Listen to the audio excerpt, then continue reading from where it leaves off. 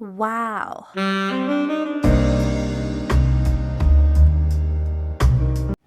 Another day, another mini vlog.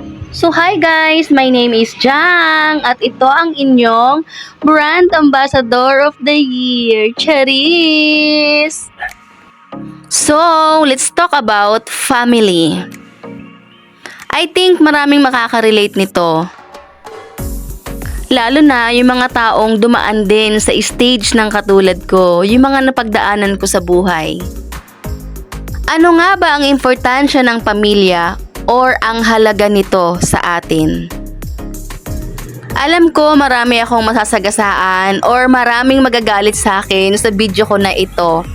Pero ito lamang ay based sa aking mga napagdaanan or sa aking experience about sa family. Alam ko rin naman na walang perpektong pamilya. At alam ko rin na hindi pare-parehas ang pinagdadaanan nito. Hindi pare-parehas ang estado sa buhay, may mayaman, may mahirap, at merong kalma-kalma lang.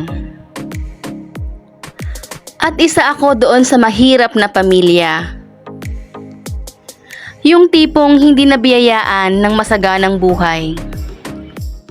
Salat sa kahit anumang karangyaan. Naranasan kong kutyain, tuksohin ng kahit sino man. At isa na rito ang aking kamag-anak na maituturing ding isang pamilya. Alam ko ang nakalipas ay nakalipas na. Subalit ang nakalipas na yon dito sa puso ko nangingibabaw pa. Hindi ganun kadali lumimot, lalo kung ang nagdulot nito sa'yo ay karugtong ng iyong pusod. Pamilya o mga kamag-anak na dapat unang-unang dadamay sa'yo or magiging kasangga mo sa iyong mga paghihirap. Subalit kadalasan, pamilya pa mismo o mga kadugo mo ang hihila sa'yo pababa. Mga karanasang sobrang sakit kung iisipin. Mga kahapong hanggang ngayon hindi mo kayang harapin. Ano nga ba ang sumisimbolo sa isang pamilya? Pag-iinggitan, pagkampi-kampi, or pagmamahalan? At meron din namang mga kamag-anak na parang hindi ka kilala. Lalo kung ang estado mo sa buhay ay hindi ka pantay nila. May mga kamag-anak din na kilala ka lang or mabango ka lang sa kanila kapag may pera ka. Hindi na tayo magpapaka-ipokrita kasi aminin na natin na may mga ganito talagang kamag-anak. Mabango ka lang kapag kailangan ka nila.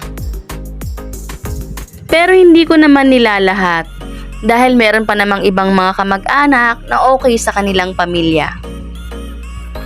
Sa mga pinagdaanan ko sa aking pamilya, doon ko napagtanto na hindi porke kadugo mo, kakampi mo na sila. Kaya ang aking friendly advice, magsumikap ka.